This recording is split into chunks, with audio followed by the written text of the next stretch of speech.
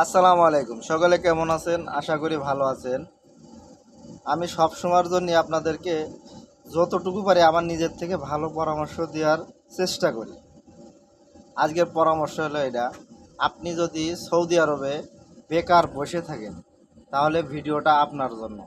আপনার কোনো কাজ নাই, খুবই চিন্তায় আছেন, আপনি আপনার এলাকায় যে এলাকায় আছেন ওই এলাকার ভিতরে ভাঙ্গারি যারা কেনে বা স্ক্র্যাপ এগুলো যারা কেনে তাদের সাথে যোগাযোগ করে তাদের সাথে ওই আশেপাশে কিন্তু আপনার ভাঙ্গারি জিনিস অনেক পাওয়া যায়, যেমন কার্টুন, অ্যালুমিনিয়াম, তারপরে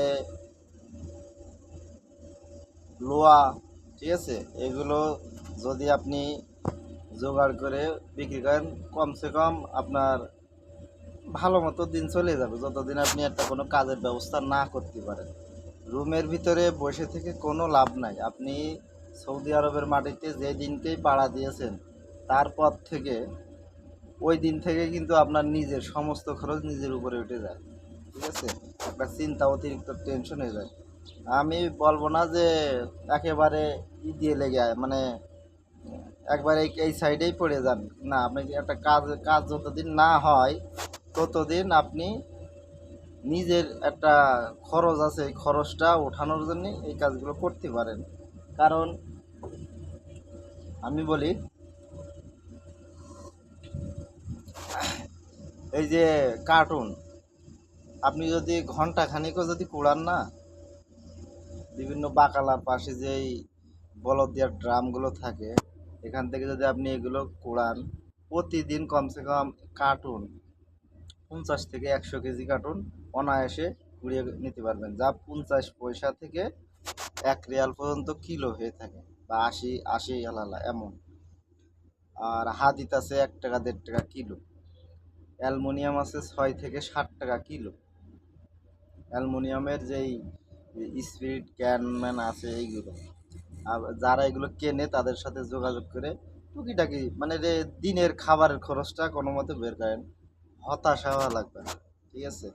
আপনি যেই উম, দালালের কাছে আছেন, হয়তো নিয়ে এসে বা দেশের থেকে আনার আগে দেখেছে যে পারে কাজ, অথচ আসার পরে এই দেশে দেখবেন যে 2 থেকে 3 মাস আপনি এখানে বসে আছেন, এমনকি 6 মাস।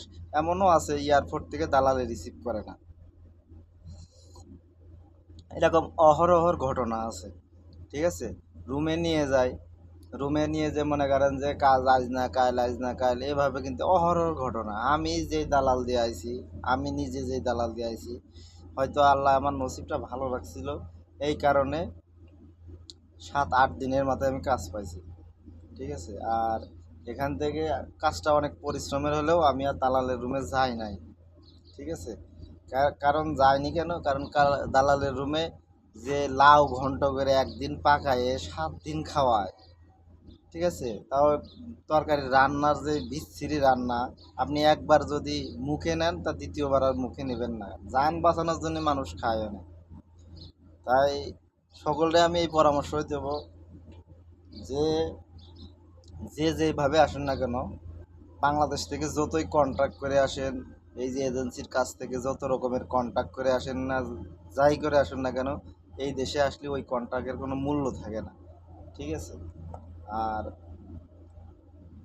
বিশেষ করে নিজের যদি পরিচিত লোক থাকে, মানে নিজের বাপ বা ভাই, তাদের উপরে ভরসা করা যায়, ঠিক আছে। আর এমনি এজেন্সি যারা, এরা আসার আগে বলবে মিয়া মিয়া কোম্পানি, মানে 100 কোম্পানি, ঠিক আছে। 100 কোম্পানি, আসো সমস্যা নাই, বেতন এত এত এত।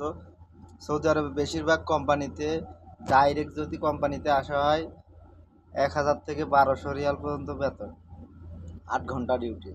এবং যদি 11 ঘন্টা ডিউটি হয় 1200 থেকে 1500 রিয়াল পর্যন্ত বেতন হয়ে থাকে, ঠিক আছে।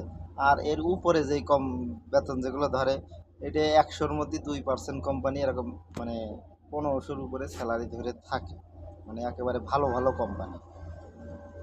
আর অনেকে আমার কাছে কমেন্টের মাধ্যমে জানান যে ভাই আপনি আপনি আছে না আমার একটা কাজের ব্যবস্থা করে দেন। তো ভিডিওটা তাদের জন্য আমি করলাম।